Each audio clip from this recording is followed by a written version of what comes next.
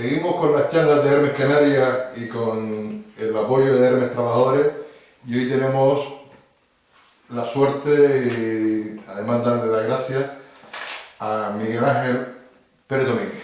Muchas gracias por seguirnos.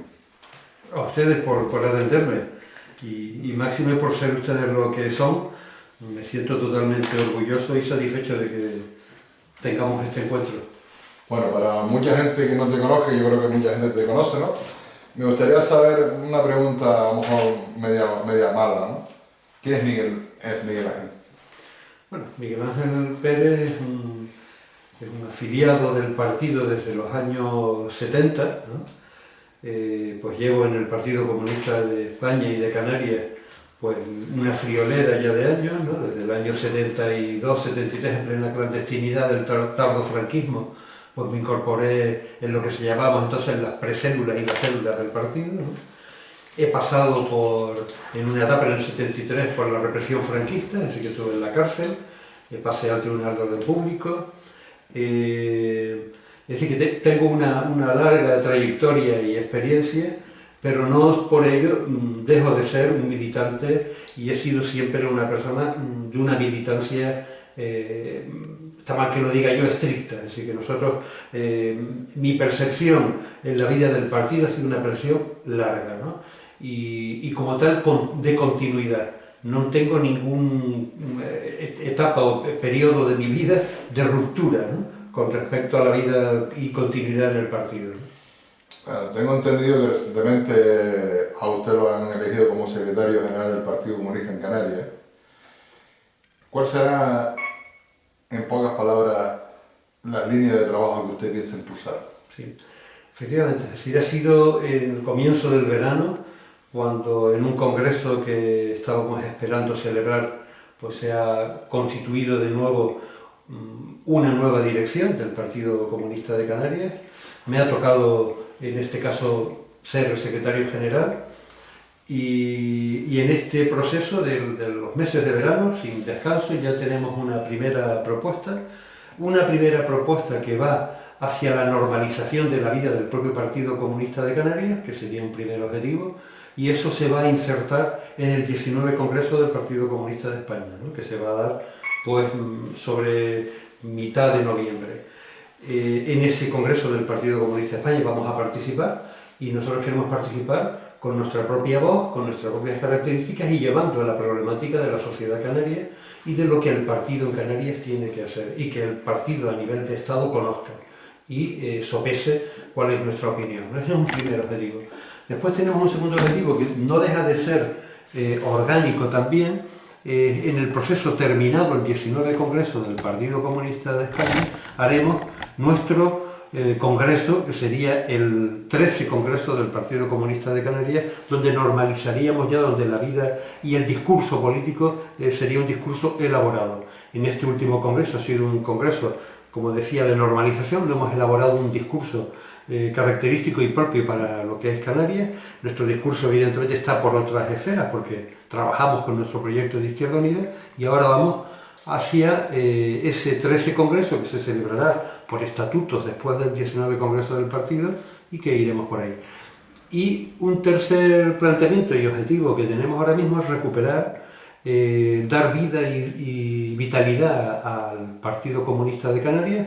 Nosotros, es verdad que no nos presentamos a las elecciones, que nos presentamos a través de nuestro proyecto, que es Izquierda Unida, pero nosotros incluso ahora, y además que es la imagen y lo que está dictaminando de alguna manera la dirección del PSD también, tenemos que también tener nuestra propia voz, es decir, aparecer en los espacios donde nosotros tengamos posibilidades de aparecer como Partido Comunista de Canarias. Has nombrado volver otra vez, y no sé quién va a ver esto, ¿no? Pero eso significa que intentarás que la militancia antigua vuelva otra vez al Partido Comunista. Nosotros no hemos cerrado ninguna puerta al tema de la militancia.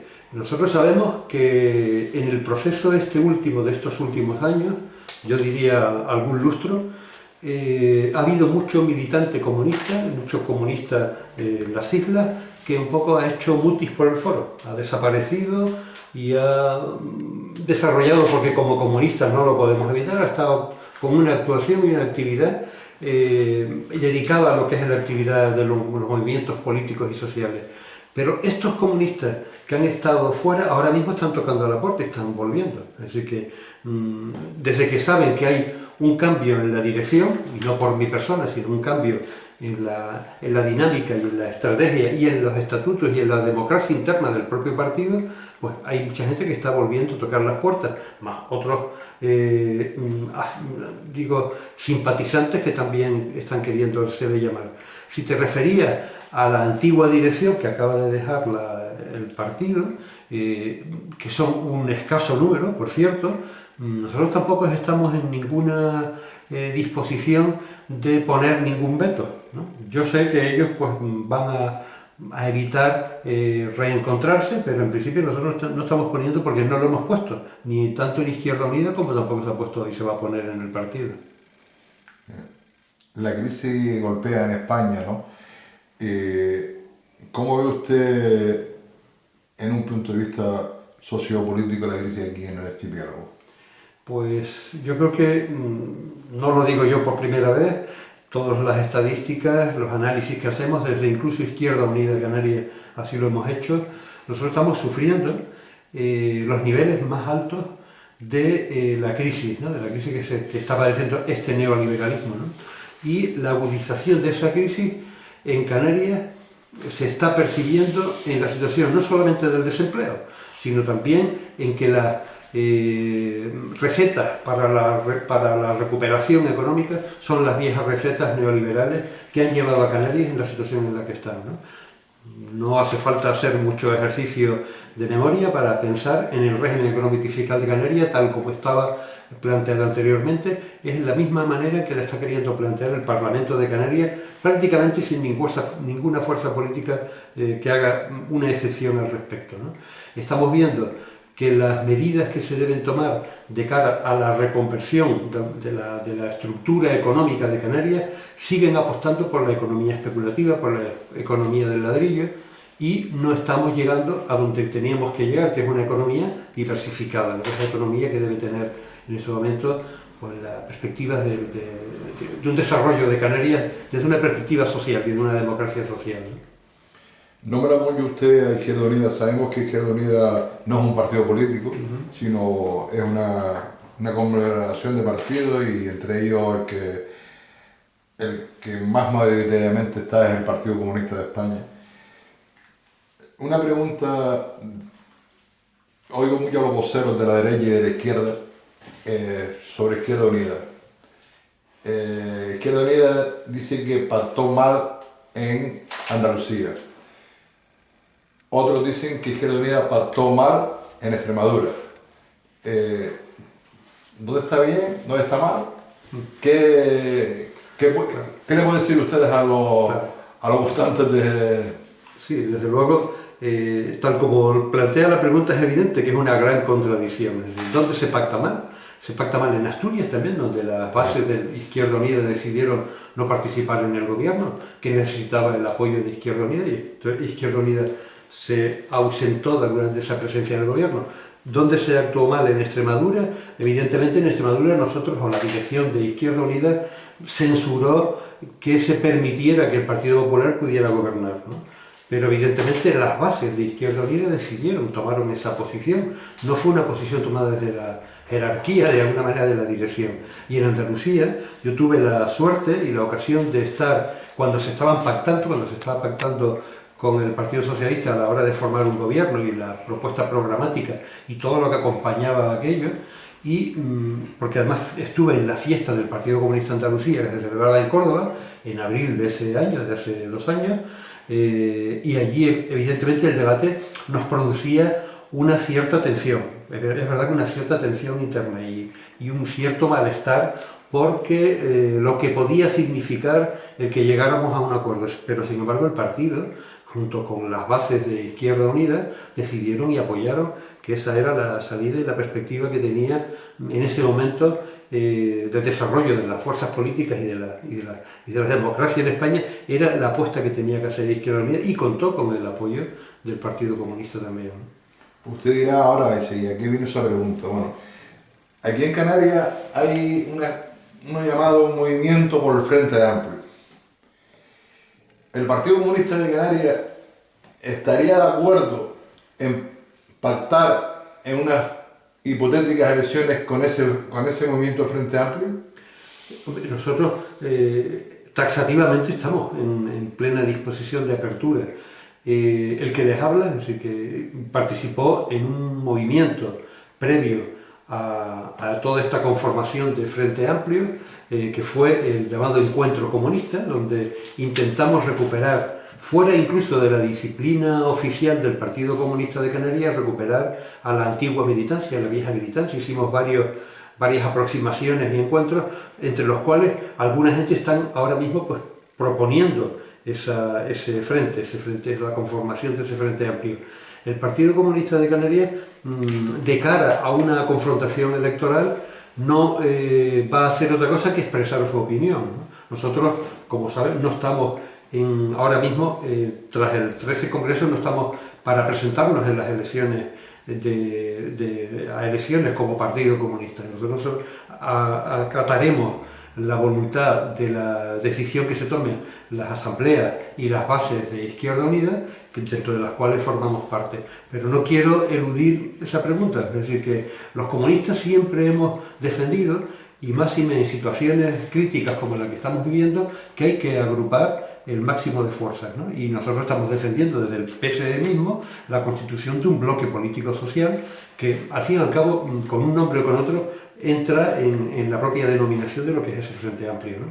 De cara a las elecciones europeas hay unas perspectivas, y vamos a ver, creo que se abren unas perspectivas bastante positivas y en donde hay bastante pocos desencuentros de cara a conseguir un primer toque de atención a la derecha y al neoliberalismo, ¿no? Podría llegar, si a usted lo parece, Miguel Ángel, como en el año 36, el famoso Frente Popular que aglutinó a todas las fuerzas políticas de la izquierda.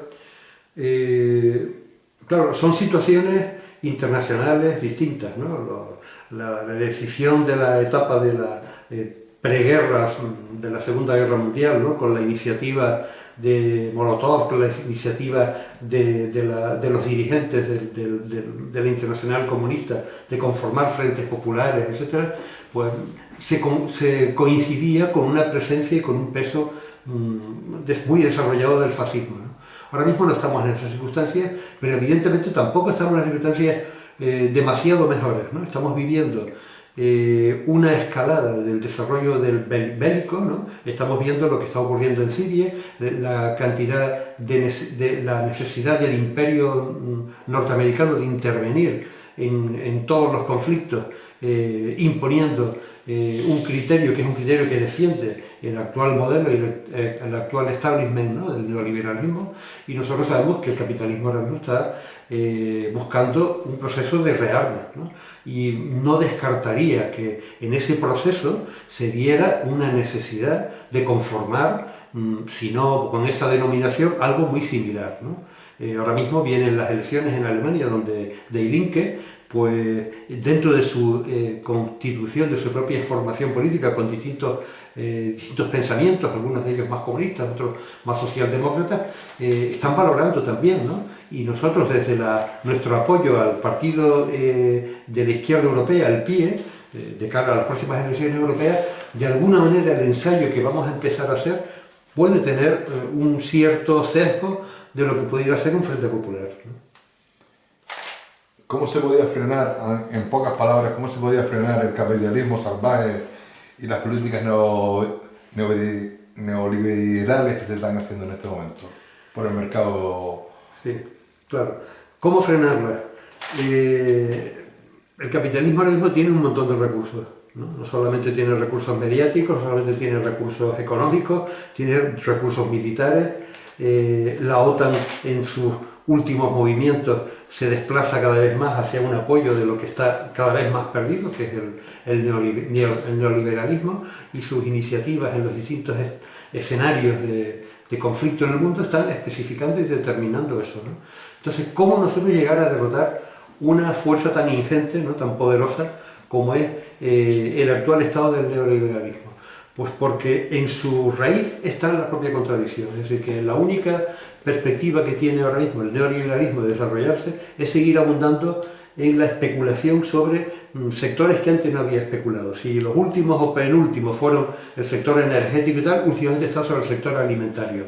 El hundimiento de todas las perspectivas de eliminación de las propuestas de eliminación del hambre en el mundo con las propuestas que venían en los últimos organismos internacionales, ¿no? Prácticamente desde la FAO, la propia ONU, etc. Así que estamos viendo que esas contradicciones están apareciendo también, no solamente en los países latinoamericanos que han encontrado ya una cierta perspectiva de salida, ¿no? A través de experiencias tan interesantes como las que hemos vivido en la última década y los últimos 14-15 años, experiencia de Venezuela, boliviana, Ecuador, la situación de Cuba, el mantenimiento de Cuba como alimento de toda esa lucha y esa demostración de que el neoliberalismo es vencible.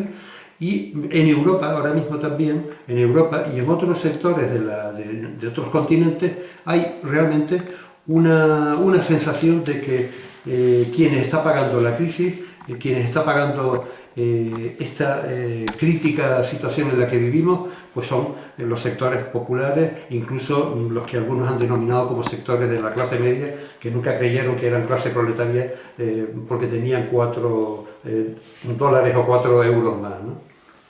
A usted se le acerca, poner un comentario, a usted se le acerca a Miguel Ángel, al secretario del Partido Comunista de Canarias, se le acerca alguien y le dice: ¿por qué tengo yo que pagar la deuda? ¿Por qué me recortan sanidad? ¿Por qué me recortan educación? ¿Por qué me recortan en los asuntos sociales? Sí. Miguel Ángel, Claro. secretario del Partido Comunista de Canarias, ¿qué le diría a esta persona? Sí.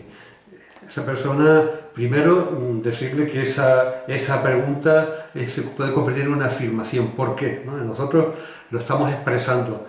En la medida que tenemos altavoces para poderlo difundir, nosotros estamos diciendo que la deuda que se dice que es deuda pública, que se haga una auditoría a ver qué deuda pública es, ¿no? Es decir, que estamos pagando una deuda que es financiera, que es de banco sobre cuestiones básicamente privadas, pero es que ni siquiera la deuda que llamada deuda hipotecaria, ¿no? de los ciudadanos que han optado por comprarse viviendas o pequeñas propiedades, es una deuda que esté pesando. Las deudas fundamentales, la deuda especulativa que se ha generado en las últimas décadas a partir de las empresas financieras, ¿no? Y esa deuda nosotros como comunistas, pero incluso algo más, como si en los sectores que componen la izquierda en Europa y sectores incluso pues, socialdemócratas y tal, podrían entender que esa deuda nosotros no la podíamos someter ni tener que pagar, ¿no? Y además contra eso hay que rebelarse y hay que hacer una rebelión que en principio es una rebelión que es la que están consiguiendo determinados movimientos sociales, por ejemplo en este caso en el Estado español y en Canarias, pero ese movimiento debe continuarse y debe tener un programa concreto donde se recoja cada una de las posibilidades de ataque a lo que se denomina teóricamente deuda, ¿no? Y que la gente, algunos ciudadanos más o menos sencillos, parece que acaban aceptando, ¿no? Yo creo que cada vez menos, cada vez hay más gente convencida de que esto es un invento, de que es una farsa, como dicen, pues nos estamos hartando de repetir, ¿no? Y que pues hay que salir de esto de otra manera, ¿no? Aunque estamos en verano, pero bueno, usted es de la isla de Tenerife y presuntamente la señora Tavío está también ahí, presuntamente, ¿no? Vamos a explicarlo bien. ¿Me puede explicar qué ve usted en los papeles de Bárcenas? ¿Es manipulación del PP o son, como dicen, manipulación de esta izquierda ranciosa? Sí, claro. Así que lo que ha destapado los papeles de Bárcenas, pero que también en su momento destacó pues, el caso Gürtel y en otros casos de otros partidos de la socialdemocracia española, que por llamarlo de alguna manera, porque yo creo que no, los socialdemócratas verdaderos no se podrían identificar con ese planteamiento político, el caso Filesa y tal. Esto viene demostrando que en España el bipartidismo se ha sostenido no solamente porque haya toda una serie, un aparato que ha favorecido que esto se produzca, ley electoral, dentro de la ley electoral todo el tejido legislativo posterior desarrollado, etcétera, etcétera, sino que también hay una parte que es una parte financiera y hay una parte de una intervención. En la transición española ya nadie duda que hubo una intervención extranjera en la que se planteaba que en España no podría producirse una riqueza entre el bipartidismo, una presencia pluripartidaria, sino que deberíamos caminar en un proceso bipartidista. Y la financiación de los partidos, el caso Filesa, con su ramificación en Canarias, ¿no? Con el tema de, por ejemplo, Sacir Valle Hermoso, con el tema de los constructores tinerfeños como el Ambrosio Jiménez, es decir, todo este colectivo han estado alimentando de una forma más que injusta, yo creo que de una forma totalmente ilegal, ¿no?, a una serie de partidos para que esos sean los partidos que lleven o que los que más se oigan en un proceso electoral, ¿no? Y evidentemente eso tiene una carga. Esa carga no puede quedar ni siquiera en el caso de Bárcenas ni en el caso del Gürtel, ¿no? Es algo que trasciende y que va hacia el propio modelo bipartidista que se quiso imponer en España cuando la sensibilidad de la población y de la sociedad española no era esa. ¿Qué le parece a usted que los expresidentes de gobierno sean consejeros de las grandes multinacionales? Eso es una demostración más de que el modelo adoptado por la monarquía, ¿no?, la monarquía española, la monarquía bipartidista, era un modelo que no podía sostenerse sin cerrarlo por la parte de arriba. Es decir, que aquellos que iban saliendo de alguna manera del sistema, como habían sido presidentes, se convertían en expresidentes o en altos cargos, exministros y tal, tenían que cerrar ese proceso introduciéndolos, metiéndolos en las grandes empresas, ¿no?, grandes empresas del Estado, que algunas veces son empresas que superan el ámbito del Estado español, ¿no? Esas empresas como Endesa, como la Repsol, como Telefónica, etcétera, esas empresas han sostenido el modelo bipartidista, y entonces el cierre del círculo, el cierre de la pelota está es la manifestación más expresiva, ¿no?, en ese tipo de contrataciones que tienen, pues, presidentes y expresidentes que por su otra parte tienen unas pensiones por ser expresidentes, es decir, que tienen una subvención por parte del Estado para cubrirles familiarmente y en su desarrollo vital, ¿no? Siempre se dice que el Partido Comunista en su época, cuando empezó otra vez la democracia, que ellos aflojaron. ¿Usted verá reinar a Felipe VI? Yo estoy convencido de que no, de que Felipe, el actual príncipe Felipe, no tiene detrás la carga que tuvo el rey Juan Carlos en la medida que, pues, la reforma y el tragasapos que se metió en ese proceso de la reforma, que nosotros hemos sido muy críticos, aunque con nosotros mismos en ese proceso de la reforma, pero que evidentemente era el proceso que en ese momento teníamos delante de las narices, ¿no?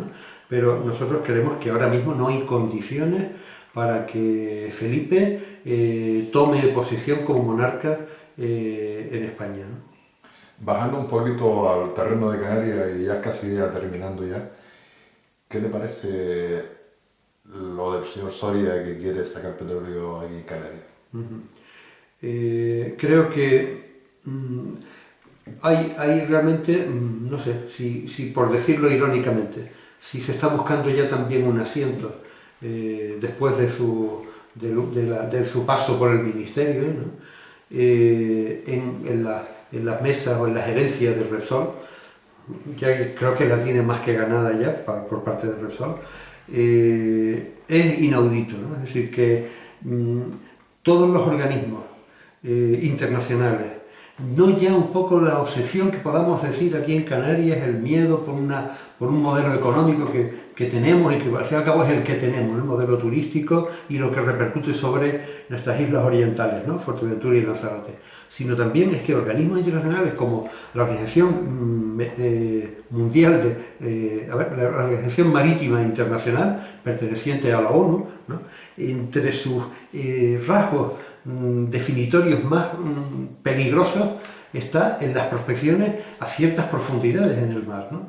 Sobre todo, y lo tiene valorado así de cara, por ejemplo, a atender determinadas emergencias, en lo que pudiera ser derrames de hidrocarburos, ¿no? De que cómo eso que es de una propensión inaudita de riesgo para una economía como la economía canaria pudiera estar en la cabeza de un ministro o del gobierno del Estado, ¿no?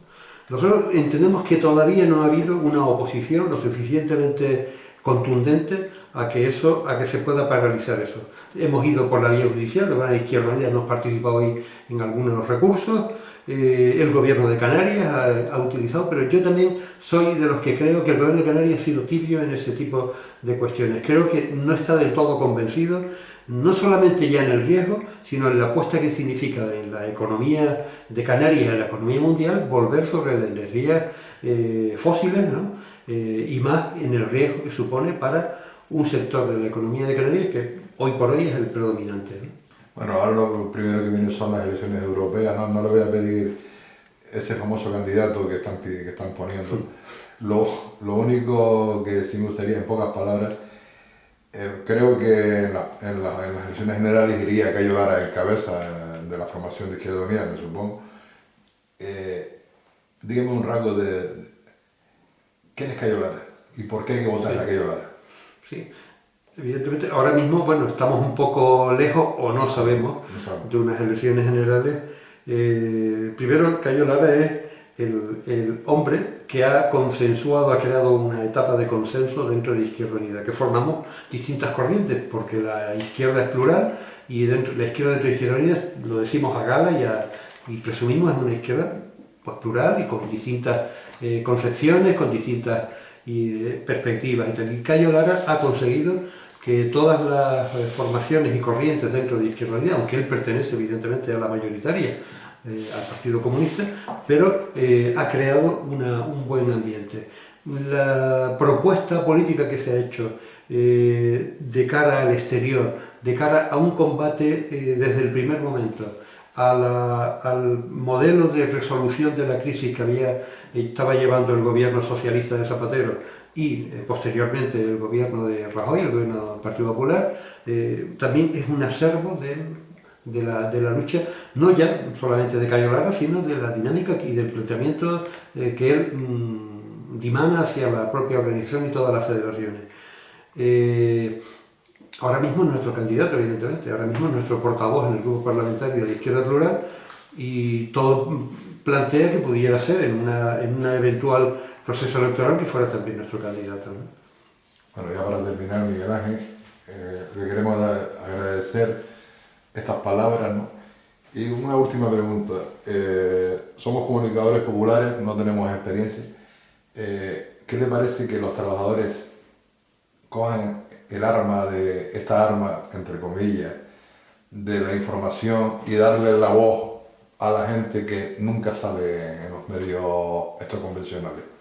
Esto sería uno de los grandes objetivos, es decir, con el que simpatizo y con el que evidentemente se demostraría, como se está demostrando en otros terrenos de la economía, las graves contradicciones que plantea los sistemas de comunicación hoy día en el mundo, en nuestra estructura pequeña en Canarias, por cuanto no son medios de información, son medios de dar unas comunicaciones muy puntuales y muy tergiversadas y donde los trabajadores, por su propio interés, valorando lo que a la mayoría de la sociedad le interesa, tendrían unos objetivos totalmente clarificadores de cara a lo que debe ser un medio de comunicación. Serían unos medios de comunicación hacia los que como Partido Comunista estamos llamados a apoyar y a desarrollar, ¿no? Aquello que en las épocas un poco de la clandestinidad llamamos la política de la agitación, ¿no? Agitación y propaganda. Nada mejor para un medio de comunicación que esté en manos y en disposición de los trabajadores, que sea un medio de expresión que movilice y consiga la agitación, ¿no? En los tiempos estos que están cayendo. Repito, en nombre de Hermes Canarias y con la colaboración de Hermes Trabajadores, le queremos dar las gracias a Miguel Ángel Pérez Domínguez, secretario del Partido Comunista en Canarias. Gracias a ustedes y buenas tardes.